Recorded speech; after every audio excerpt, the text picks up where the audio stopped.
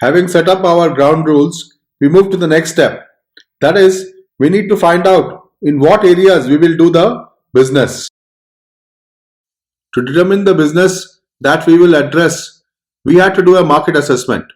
Now, for doing the market assessment, we took the help of a consultant who brought us figures. Then together, we sat down and assessed the figures to determine which business lines we would pursue. Markets that we were going to target. Now, for determining this, what we did first was find out what are the different business lines that were possible for us. Now, we were venturing into providing professional services in IT sector. So, we found out the domains which are applicable for us were the following: system integration, hardware deployment and support, software deployment and support, network computing and integration, etc. You can see the list here. Now, for each of the business domains, we next found out what is the total market that was available to us.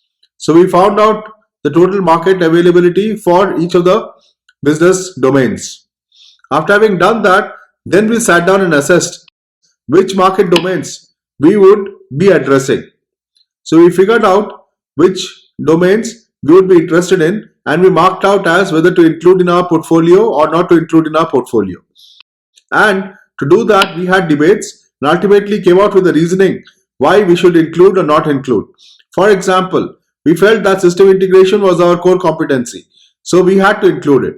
Whereas we were not going to venture into network and endpoint outsourcing because this was seen as a very high risk domain for us.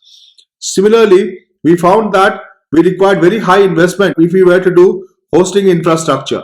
We had to set up the infrastructure, we had to spend money in that, and then spend a lot of money in marketing it and ultimately try to get some customers for that.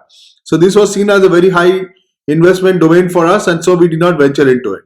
Whereas we found that IT consulting was something which was a very low investment requirement for us, and we could earn a lot of money through this. So we included in our portfolio.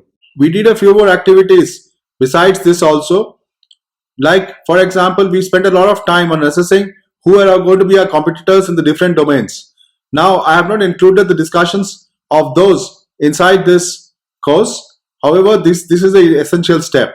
You will see glimpses of this in the future discussions which we will be conducting.